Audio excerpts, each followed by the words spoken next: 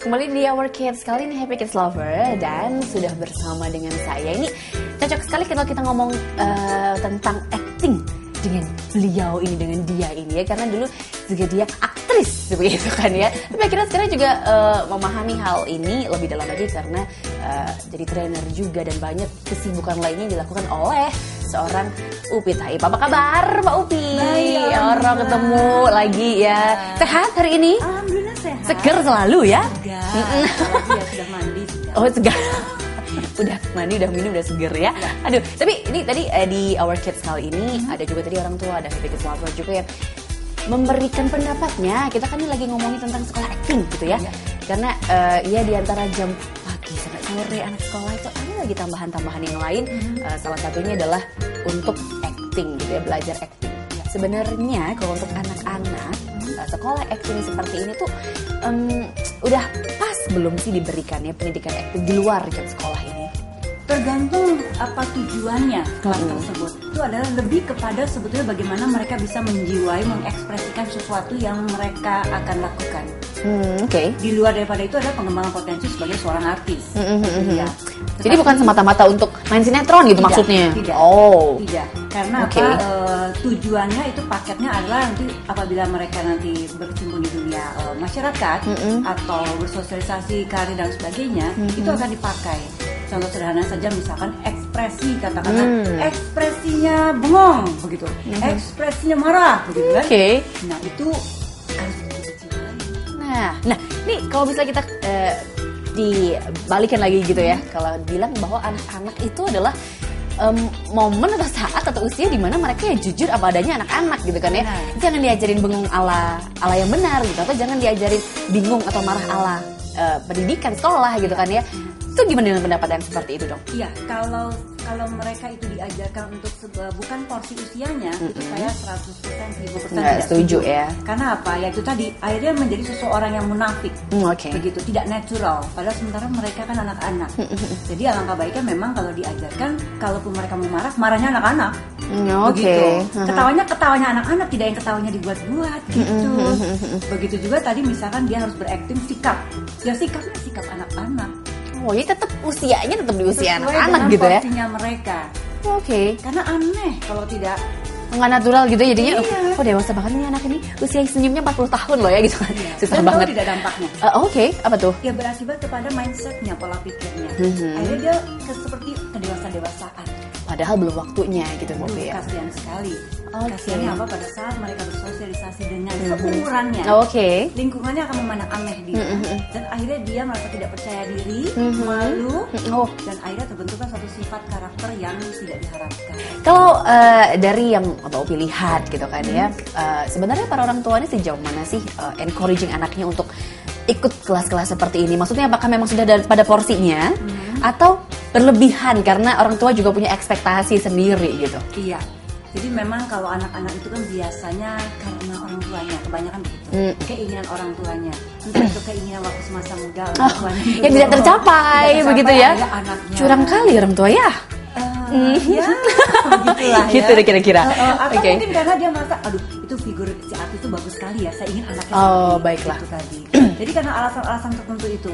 Kalau alasannya positif ya sangat baik, tidak apa-apa. Tapi kalau dari alasan-alasan yang seperti itu, akhirnya membuat si anak itu dibuat seperti robot akhirnya. Nah kalau sudah begitu yang tadi saya sampaikan bahwa akhirnya mereka terbentuk menjadi seseorang yang tidak sesuai dengan porsinya mereka. Usianya tadi juga ya. Kalau Mbak Upi ngeliatnya gimana sih orang tuanya sekarang posisinya lebih banyak kan dia ada yang di mana nih posisinya nih? Untuk ngikut anaknya atau dengan tujuan-tujuan lain? Iya, kalau saya melihat adalah orang tua itu lebih kepada ingin anaknya itu punya suatu prestasi apapun juga. Begitu. Jadi prestasi tidak hanya sekolah, tapi anak ini mempunyai kemampuan-kemampuan skill dan lain sebagainya. Begitu, sehingga akhirnya pada saat diperkenalkan anaknya, anaknya bisa semua. Apa yang sedang tren sekarang ikut. Begitu. Sampai akhirnya dari pagi dia sekolah sampai malam dia pulang, ada 5-6 kursus yang dia lakukan. di luar daripada pendidikan formal. Nah, ini akhirnya kita bingung ya, maksudnya yang mana yang harus diikutin gitu kan, karena dibilang bahwa usia anak-anak kan ya dari kecil didikannya harus lebih kenceng aja karena itu golden ages-nya mereka gitu kan ya. Tapi harusnya gimana sih memberikan porsi untuk kelas yang tambahan-tambahan ini, itu diposisikannya bagaimana gitu?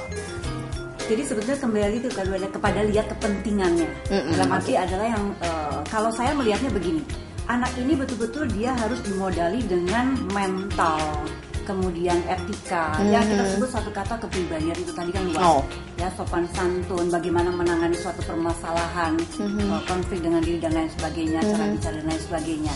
Baru setelah itu dia akan meningkat kepada skill yang memang tujuan dia begitu. Karena apa? Katakanlah dia dibebani dengan kursus ini, dibebani juga sekolah. Bayangkan dari pagi sampai siang dia sekolah, gitu ngeliatin, begitu serius begitu. Setelah itu keluar dari sekolah dia harus kursus lagi dan lain sebagainya.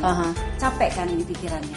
Akhirnya tentunya sepanjang yang saya tangani, yang saya melihatnya adalah akhirnya anak itu melakukan itu karena tuntutan orang tua. Karena saya mau gitu ya. Dan dengan dasarnya mereka mengatakan ya daripada dimarahin sama orang tua ya saya lakukan ini aja Kaupi.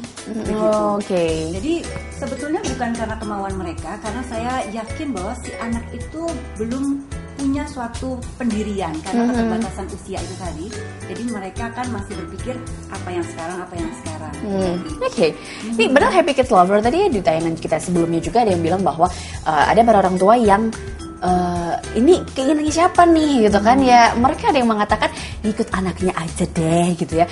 Percaya nggak sih dengan pendapat yang seperti itu atau somehow sebenarnya tetap ya orang tua yang mengarahkan karena si anak nggak ngerti apa-apa gitu? Benar, anak itu kan cenderung dia melihat apa yang dia lihat. Dalam dia adalah katakanlah dia dance gitu ya, menari. Ini lucu ya, saya senang menari-nari. Ikut mah, senang begitu karena hura-hura gitu kan. Tetapi pentingnya peran orang tua di sini adalah mengarahkan arti pentingnya itu tadi, begitu. Karena kadang-kadang kalau misalkan dia ada terserah anaknya deh, sementara anak kecil itu dia belum bisa memutuskan sesuatu berdasarkan tadi logika dan berpikir secara panjang. Oleh karena itu perlunya peran orang tua untuk membantu mereka mengarahkan yang memang sesuai dengan step langkah-langkahnya si anak itu sendiri. Jadi sebetulnya kalau saya melihat sampai usia 9 tahun katakan begitu, itu alangkah baiknya juga dia itu dibekali dengan yang tadi saya sampaikan, mental, kepercayaan diri tadi, fondasinya tadi ya, sehingga dia tahu bahwa dia melakukan sesuatu yang katakanlah ekstra itu tadi, membuat si oh ya saya melakukan ini adalah karena memang ada ini nih, gitu. Kalau selama ini kan ikut ini, ikut itu, ya ikut. Pada saat dikatakan mama males, capek, capek, ayo lihat tuh, itu anaknya tante ini. Dibandingkanlah langsung mereka ya. Mama malu dong kalau oh iya, atau capek, pergi deh, mama mau ke mall juga gitu kan ya. Jadi anaknya dikasih aktivitas karena dia juga punya yang lain gitu kan. Benar sekali. Baiklah, kebenaran apa lagi yang akan terungkap setelah yang berikut ini?